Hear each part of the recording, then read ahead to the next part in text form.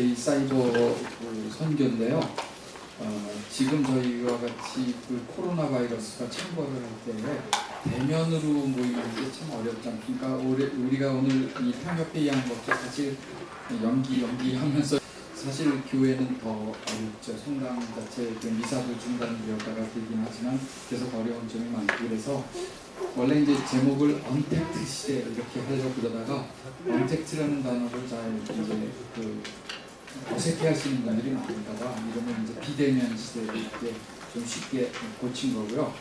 요즘 이제 방송이나 라디오를 많이 들으시면 언택트라는 단어를 많이 들으시고, 그게 이제 언컨택트를 해서 접촉이 없다는 뜻인데요.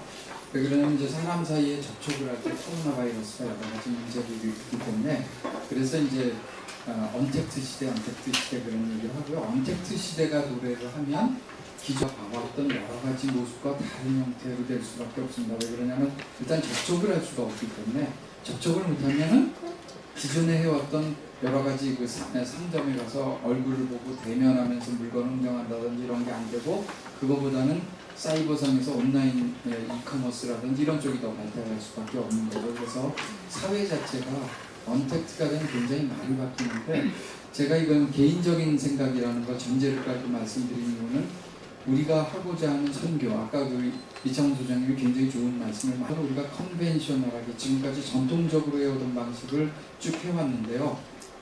성당도 우리 오늘 여기 앉아 계신 것처럼 가면은 그 착석하는 위치가 정해져 있고, 원래 꽉 차던 성당이 사람들 거리간격을 두고 앉아야 되고, 뭐 이런 여러 가지 비대면적인 문제들이 많이 발생을 하다 보니까 어려운 점이 많습니다. 그래서 제가 이제 개인적으로 생각했던 거는 이런 시대에 우리가 어떻게 하면 좋을 것인가를 잠시 생각해서 말씀드립니다. 이렇게 설명을 드릴 수 있겠습니다.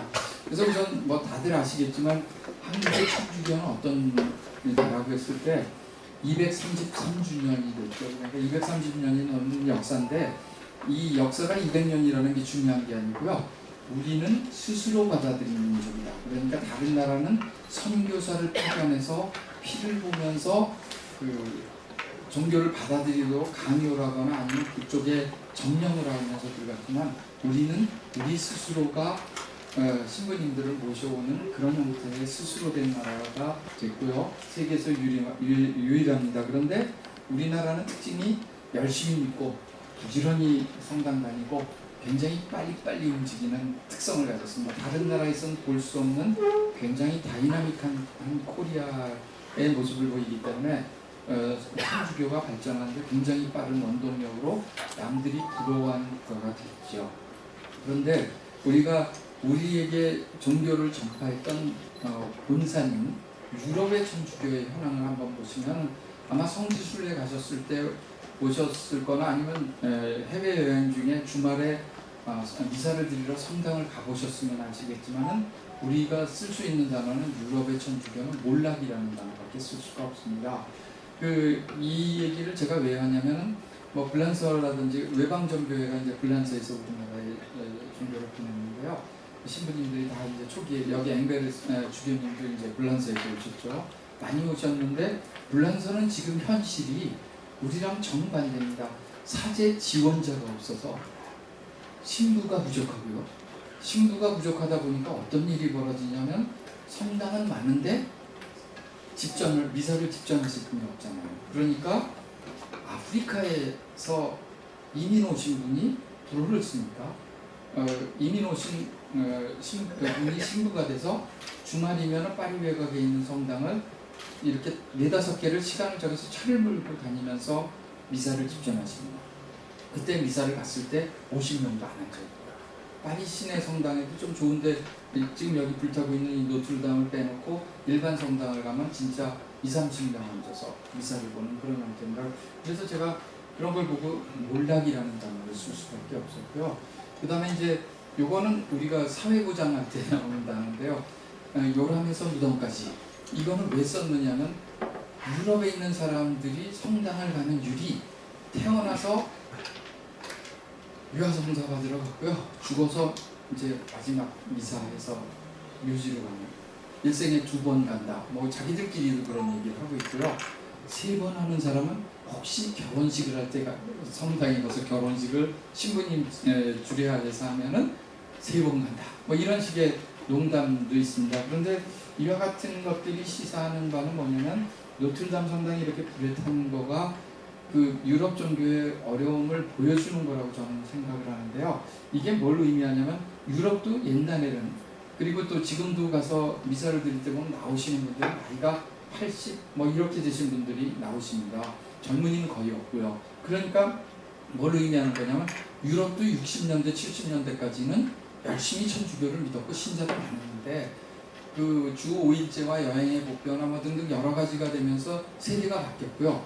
그거를 유럽의 신부님들이 젊은이를 끌어들이는 노력은 하셨지만 방법이 그 사람들을 만족시켜주는 걸 못해서 결국은 어떤 일이 벌어지냐면 신자들이 떠나고 편한 데로 가고 여행 가고 뭐 이런 쪽으로 다 바뀝니다 보니까 진짜 일생에서 2번 가느냐 3번 가느냐 이런 식의 문제로 바뀌는 거죠. 불란서 같은 경우는 국교가 천주교라고 되어 있습니다. 아예 나라에서도 그렇게 얘기하는데 실제로 성당에 가면 통되어 있고요.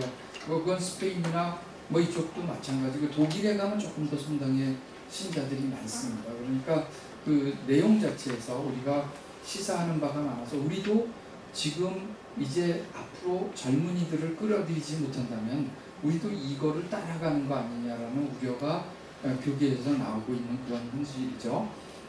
그런데 여기다 이제 엎친 데 덮친 격으로 코로나 바이러스가 나왔습니다. 올해 연초부터 이제 대유행이 시작돼서 우리가 이제 WHO가 팬데믹이라고 선언을 했죠. 좀 늦었지만 그랬을 때 이게 감염병의 이제 최고 경고 등급에 해당하는데요.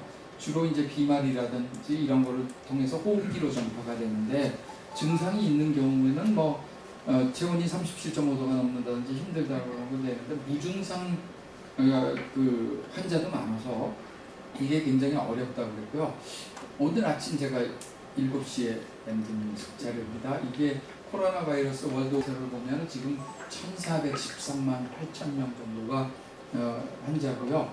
약 59만 7천 명, 약 60만 가까운 사람이 죽었고요. 전 세계에서 뭐 랭킹은 여러분이 여기 잘 매일 보시는 것처럼 미국, 브라질, 인도, 러시아, 페루 뭐 이런 순서입니다.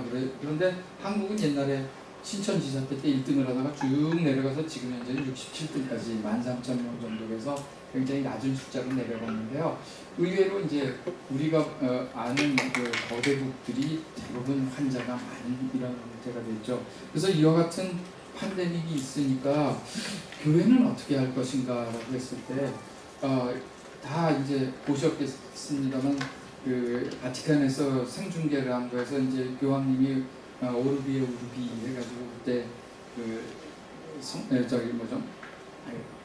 그때 미사를 지냈는데 그때 그 교서를 보냈을 때 보면은 여기 바티칸에 아무도 없습니다. 비 오는 데서 혼자 이렇게 그 세상을 향해서 교황님께서 이렇게 그 저희에게 강복을 빌어주신 걸 보고 참 뭉클했는데요.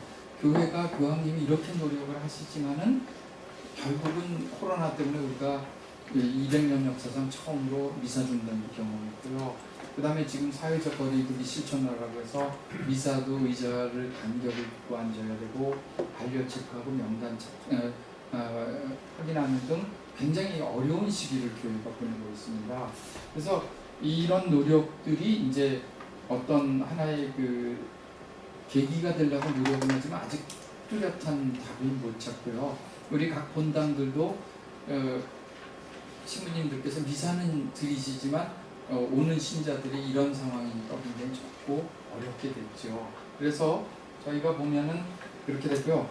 이제 한국이 처한 또 다른 상황을 제가 한 가지 간단하게 설명드리려고 하는데요. 한국은 열심히 믿는 신자들이 이제 고령화가 되는 추세로 유럽을 따라간다. 이렇게 말씀을 드릴 수가 있고요. 그런데 이제 우리는 다른 나라랑 다른 것 중에 하나가 IT 강국이라고 자부심을 갖고 있습니다. 그리고 또 우리는 성격이 빨리빨리라는 전 세계가 인정하는 특성을 갖고 있어서 했는데 이제 OECD에서 공식적으로 발표한 그 초고속망 보급률을 보면 대한민국이 초고속망은 1등입니다. 이거는 뭐 부동의 1등을 계속 유지하고 있고요. 우리 옆에 일본도 굉장히 따라와서 이겼다 졌다 하지만 아무튼 우리가 일본을 앞지르고 초고속망은 세계에서 제일 빠르고요. 그 다음에 이제 모바일 분야에서도 보면 모바일로 가면 우리가 조금 밑으로 내려갑니다. 왜 그러냐면 이게 이제 요 정도로 했죠. 근데 모바일은 여기 보시는 것처럼 핀란드라든지 이런 쪽에서 훨씬 빠르고요. 그래서 모바일 보급률이 있는데 여기서 이제 또 한 가지가 보면 이제 그 디지털 경제, 그러니까 디지털로 해서 경제가 운영되는 거에서 보면 코리아는 이제 여기에서도 조금 처져서 밑으로 가고 있습니다. 여기 중간에 있죠. 근데 제가 이 표를 보여드리는 거에서 중요한 거는 뭐냐면 여기 코리아의 상황이 어떠냐를 한번 보셔야 되는데, 코리아는 등수가 이렇게 내려가게 된 제일 큰 이유가 아이슬란드는 100%의 그 디지털 경제 효과가 있지만 한국은 99.9%입니다. 이게 누구냐면 16에서 24살 사이는 99.9%. 그러니까 우리 청소년 이상에서 청년들은 모바일 경제라든지 디지털 경제를 모르는 사람은 한 명도 없는 거예요. 그런데 비해서 이쪽으로 가시면 55에서 74세 저희 나이들을 중심으로 해서 보면 64.3%, 3명 중에 2명 정도고 3분의 1 정도는 아예 디지털 경제랑 무관하다는 거죠.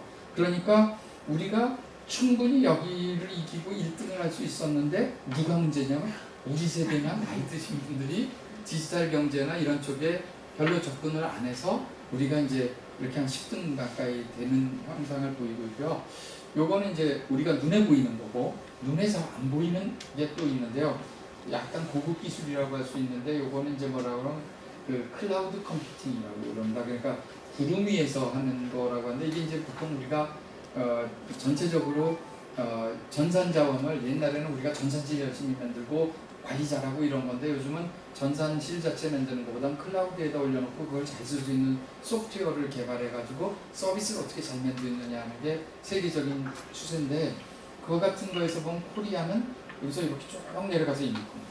그러니까 고급 기술로 갔을 때 코리아는 낮은데, 여기서도 마찬가지로 보셔야 될 게 뭐냐면요. 여기 마이너스하고 여기 동그라미를 보시면 16에서 24는 우리는 상위권에 있습니다. 이 경우에도 클라우드 컴퓨팅을 하겠다는 사람의 숫자는 OECD의 상위권에 있고요. 나이 드신 분은 하위권에 있어요. 지금 이게 뭘 의미하는 거냐면은 젊은 세대는 전산과 모바일과 컴퓨터에 관한 디지털에 대해서는 눈에 불을 켜고 관심을 갖고 빨리빨리 하는 세대고요. 우리 나이 든 사람들은 뭔지를 잘 모르고 접근을 안 하면서 처져서 우리나라의 랭킹을 떨어뜨리고 있습니다.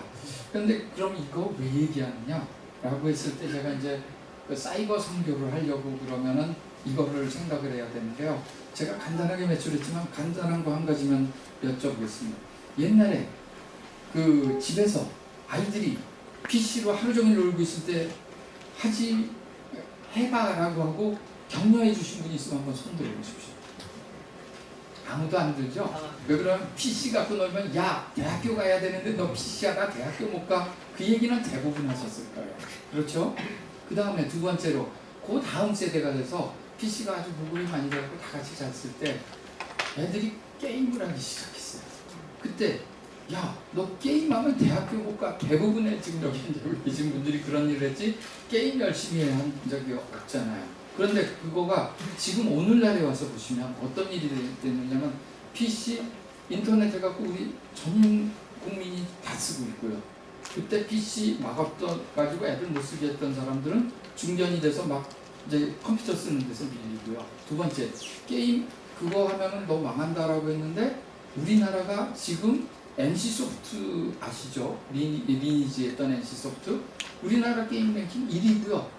거기서 벌어들인 돈이 얼마나 이익이 많으냐면 NC 야구단을 해가지고 창원 NC 다이노스를 하잖아요. 1년에 500억 1000억씩 들어가는데 아무런 문제 없이 할 수가 있습니까? 그런데 그 돈을 우리나라 국민한테서 뺏은 게 아니고요.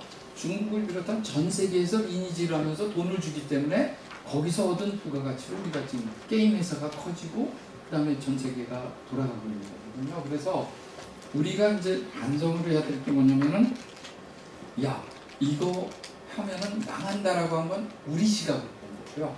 젊은이들의 시각은 적의 길이다라고 했어요. 그런데 그런 거 막은 거가 인터넷 거는 조금 상관없지만 만화가 또 있습니다.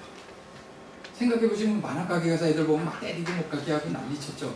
그런데 그게 요즘에 들어서는 우리 만화 이전에 일본 망가가 전 세계를 휩쓸고 있었는데 요새는 한국말로 된 만화라는 게 망가를 이기고 있어요.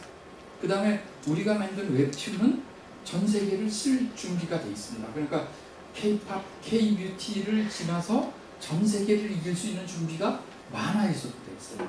그러니까 지금 우리 기성세대가 하지 말라는 세 가지는 다 지금 와서는 최고로 중요한 기술이에요. 그러니까 제가 드리고자 하는 말씀은 뭐냐면 우리가 너무 보수적이고 우리가 배웠던 시대의 중심으로 무언가를 하면은 새로운 세대가 뭔가 새로운 걸 창조하려는 걸 막는 거다라는 걸 제가 전제를 두고 이 사이버 선교를 말씀드린다 이런 게 되겠습니다. 그래서 보면은 사이버 선교에는 제가 이제 평신도 아카데미 공의회 과정을 전에 한번 들었는데요. 제2차 바티칸 공의회 문헌 중에서 이제 놀라운 기술이라고 해서 이제 사회적인 매체에 대해서 얘기했는데 그때 거기에서 이제 사회 매체라는 단어를 썼고요. 그게 영어로 이제 소셜 미디어입니다. 그런데 소셜 미디어는 지금 놀랍게도 미국이나 유럽에서는 다 소셜 미디어라고 그러고요. 한국만 SNS, 일본하고 뭐 그런 데만 그렇습니다. 그러니까 소셜 네트워크 서비스라는 걸 미국에다 얘기하면 와 그래요. 그래서 뭐 어쩌고 저쩌고 뭐 인스타그램, 뭐 페이스북 어쩌고 뭐 이런 얘기를 하면 아 소셜 미디어 딱 이렇게 나오는 거거든요. 그런데 이게 어디서 나왔냐면 바티칸 공의회 문헌에서 소셜 미디어라는 거를 1960년대에 예측을 합니다. 그러면 우리가 뭘 생각을 했냐면 교회가 60년대 지금의 우리 거는 몰랐어도 그 당시에 텔레비전 나오고 이런 거를 보면서 누가 앞으로는 세상을 바꿀 거다라는 거를 예측을 하시고 그때 계셨던 주교님들이 이런 거를 예측한 거다. 그러면 우리는 사이버 선교 시대를 맞이해서 어떻게 할 거냐라고 했을 때 결국 우리가 미래의 신자는 지금 젊은이들을 잘 받아들여야지 되는 거고요. 그들이 원하는 방식은 뭔가를 잘해서 유럽을 답습하지 않아야지 미래 우리나라의 교회도 성당도 다 살아날 수 있는 겁니다. 그래서 지금 현재는 우리가 어떤 거라냐면 본당 중심의 사목에서 사이버 사역까지 넣어서 병행해서 가지 않으면 젊은이들을 끌어올 수가 없는 거예요. 왜? 교회에서 보면 저희가 뭐 사목위원이니 뭐 이러면서 굉장히 청회를 빼놓고 청년을 빼놓고는 뭐 다 이미 기존 조직이 다 갇혀 있는 데서 젊은이들이 들어올 수 있는 게 없습니다. 진짜 부단한 노력을 해서 여기 들어오겠다는 어떤 각오를 가지지 않으면 아무도 못 들어오죠. 그러니까 우리는 젊은이가 원하는 내용이 뭔가를 보고 거기에 맞는 사이버 사목을 개발하지 않으면 앞으로 어렵다는 거예요. 아까 제가 그래서 한국 IT 강국하면서 자료를 보여드린 이유가 모바일 세대하고 우리 세대는 다르다는 거를 아셔야 된다. 그런데 더더욱이 코로나 사태를 맞이해서 이제 미사도 우리가 CPBC 평화방송 이런 걸 통해서 신명성체를 가지고 대체할 수 있다는 것도 보고 그러니까 많은 분들이 교회를 안 나가시면서 공동체가 무너지기 있잖아요. 그렇죠? 그러니까 각종 모임이나 봉사도 비대면으로 하라고 그러고 금지를 시키고 뭐 이러니까 굉장히 어려움이 많으니까 그렇다면 우리가 이거를 적극적으로 한번 생각을 해서 기존 방식을 탈피하는 것도 지금 우리가 생각해야 될 때다. 그래서 특히 이 디지털 세대를 위한 선교 방식을 우리가 개발을 해서 사이버 패스토럴리즘을 개발해가지고 이걸 전파하지 않으면 한국의 교회가 앞으로 굉장히 어려울 거다. 인구도 주는데 이제 애들의 관심마저 없어지면 진짜 어렵죠. 그래서 이와 같은 것을 해야 된다라고 생각을 했고요. 그러려면은 저희가 어떻게 해야 되냐면은 제가 이제 이건 완전히 제 개인적인 의견입니다. 미사는 이제 본당에서 하는 것도 있지만 사이버 공간에서도 하는데 그럼 사이버 공간에서 하면 했는지 안 했는지를 또 모르잖아요. 그런데 우리가 보면 요새 신자 바코드라든지 QR코드 이런 것들이 다 본인 신원하게 만들어져 있으니까 그거를 이제 PC를 통해서 리딩을 시키고 그렇게 되고 그럼 이제 성체를 못 모시는데 성체 같은 경우는 그 바코드 가지고 전산화가 다 돼 있으면 본당이 있는데 어디에 성체 모시는 성합이 있으면 거기 가서 바코드를 리딩하게 찍으면 성체가 딱 열리면서 로봇이 성체를 열어주면 감사합니다 그러고 받아서 아멘하고 가는 거죠. 아니 그거는 이제 신부님이 다 이렇게 미리 다 준비해 놓으시고 그 로봇 암에다 이렇게 하나씩 짓게 해서만 놓으시면 됩니다. 그러면 이게 제가 드리는 말씀은 360일 24시간 성체를 영할 수 있습니다. 그거는 그 자리에 안 계셔도 되는 거고 꼭 그 현장에서만 아니고 제가 퇴근하면서 집에 가다가도 성당에 들려서 바코드 찍고 성체 모실 수 있습니다. 그렇게 됐고요. 그 다음에 그럼 봉헌은 또 어떻게 하느냐라고 하면 요즘 우리가 각종 페이가 많지 않습니까? 뭐 삼성페이도 있죠, 네이버페이도 있죠, 온갖 페이들이 많으니까 그걸 가지고 내는데 아까 이 바코드로 신자가 구별이 되니까 내면 그거를 지금까지 우리가 안 하던 서비스가 뭐냐면 성당에서 봉헌금을 내면 바구니에 넣어갖고 이제 본당에서 정리를 했잖아요. 그런데 이거는 페이를 내면 누가 얼마 냈는지 봉헌금도 나오니까 이거를 장려하기 위해서 연말정산을 자동으로 해주는 거예요. 그러니까 교무금은 가구당으로 내지만 이거 봉헌금은 내가 냈는데 그 내가 낸 거에 대해서 연말정산서가 자동으로 연말에 온다면 더 열심히 내겠죠. 왜 그러냐면 이거 내가 한 100만 원만 더 내면은 세금이 퍼센트가 확 줄어든다라고 100만 원 내고 세금을 몇백만 원 줄이는 게 더 낫잖아요. 그렇죠? 그래서 연말정산서를 제공함으로 인해서 이것들이 근데 지금 미국이나 유럽은 신자들이 돈을 낼 때 봉투에다 이름을 써서 내고 그걸 집계를 합니다. 그러니까 우리도 이걸 해주는데 전산으로 하니까 더 쉽다는 거죠. 그렇게 돼 있고 또 이제 신부님들이 제일 고민하시는 게 고해성사거든요. 근데 고해성사도 이런 게 있으니까 제가 여기 중간에 썼는데 아바타. 그러니까 신자도 아바타, 신부님도 아바타로 나오는 거예요. 그러니까 신자가 고해성사 사이트가 있어서 들어가면 신자의 바코드가 되면 그걸 뭐 저 다른 아바타로 만들어서 남자면 남자 아바타, 여자는 여자 아바타를 만들어 주든지 나는 남녀 구별이 싫다 그러면 로봇 같은 아바타를 만들어 주든지 해서 하고 그거가 현장에서 온라인으로 사이버 고해성사를 보시는 신부님들이 들으시고 보석을 주셔도 되고 만약에 그게 아니라면 내가 고해한 거를 녹음을 해놓고 나면 이 아바타가 갖고 있다가 신부님이 오셔서 고해를 받을 때 듣고 신부님은 그럼 신부님 아바타에다가 이 사람에게 답변을 보석을 보낸다. 그러면 그 순간에 버튼만 누르면 보석이 가면 보석이 오죠. 그럼 그거 보고 이제 그다음 보석을 하면 됩니다. 그래서 이것도 이제 완전히 되는데 여기에서 이제 제가 보면 시스템에서 보석 보내주기 같은 거는 이제 아바타를 이용하면 프라이버시가 보장이 되기 때문에 얼마든지 1년에 여러 번도 할 수 있어요. 지금은 그 1년에 2번 하라고 그러는 것도 그냥 모아서 어떤 날 줄 서가지고 작가서 하고 이렇게밖에 수동적으로 안 하는데 이게 이제 아바타라든지 이런 거 쓰고 닉네임 쓰고 뭐 이런 식으로 해서 정리가 된다면 굉장히 다르고요. 또 그 다음에 이제 피지컬한 거 좋아하시는 분들은 상설 고해소를 여러 군데다가 서울에 지구별로 둔다든지 해가지고 하면은 충분히 가능합니다.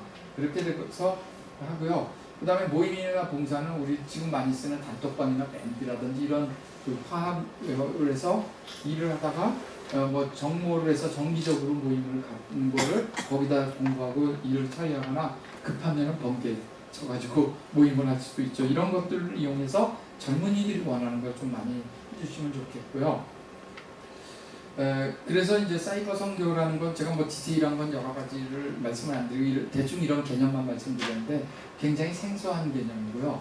이거는 주교회의에서 하자라고 결정을 하시지 않으면 우리가 여기서 아무리 떠들어봐야 소용이 없습니다. 그래서 이걸 하셔야 되는데 문제는 주교님들이 전산하고는 조금 거리가 있으신 분들이라서 과연 이거를 이해하실지는 문제가 있지만 이런 거가 필요하다는 거는 이해를 하실 수 있을 것 같아요. 그래서 이 사제단 중에서도 사이버 사제단, 그러니까 인터넷을 통해서 선교하기를 좋아하시는 분들을 많이 모아서 그분들이 이런 걸 해갖고 아까 고해성사라든지 이런 쪽에 집중적으로 하실 수 있는 거 또는 아니면 관련되는 걸 해야 되고요. 그런데 우리나라 항상 문제가 하면 주교회에서 갑자기 야 내일부터 전국이 한다 그러면 안 되고요. 시범사업을 서울에 몇 개 본당을 찾아가지고 해보고 그거의 문제점이 뭔지를 보완을 해서 그 다음에 시스템을 완전히 갖춘 다음에 점차적으로 이렇게 늘려야 되는데 우리의 이 빨리빨리는 한 번에 다 해야 된다 이 생각이 있어서 조금 문제가 있고요. 그 다음에 청년층을 위한 신규 IT 기술이 발굴하고 접목을 해서 젊은이들의 니즈에 좀 많이 맞춰주고요. 그런데 결국 지금 제가 말씀드린 이런 예들은 다 뭐냐면 우리가 플랫폼을 갖춰야 되는 겁니다. 지금의 있는 것들을 가지고는 안 되고요. 그래서 이제 대규모 정보화를 하면서 신부님들의 역할도 이렇게 그 사이버 사재단이라든지 다른 쪽에 관련되는 쪽으로 약간 해야 되는데 그런 것들에 대한 검토가 필요하다고 그러고요. 제가 요거를 설명드리고자 합니다. 가톨릭 굿뉴스, 뭐 여기 우리 복음수도 있지만 그 가톨릭 굿뉴스 언제 시작했는지 아세요? 제가 이 굿뉴스 자원봉사 팀장으로 일한 게 97년인가 그랬습니다. 그러니까 김수환 추기경님이 시작하셔서 정진석 추기경님으로 교체되면서 완성된 게 굿뉴스거든요. 그때 또 보이지 않게 뒤에는 양업 시스템이라고 해서 교회의 그 회계관리 시스템도 같이 개발이 됐어요. 그럼 지금부터 97년 하면 23년 전입니다. 그렇죠? 그러면 20년 전에 그때 뭐 이상한 거 한다라고 해서 비난 속에 만들었던 게 지금은 아주 보편화되고 반드시 필요한 게 됐죠. 이런 관점은 제가 왜 말씀을 드리냐면 지금 우리가 그 사이버 산업이라는 것을 시작해도 20년 뒤에 젊은이들을 끌어들여서 꽃을 피워야 되는데 가톨릭은 몇천 년의 역사를 지니면서 시대와 호흡을 해왔고요. 그 다음에 각종 시련을 극복하고 자기 성찰을 통해서 발전을 해왔습니다.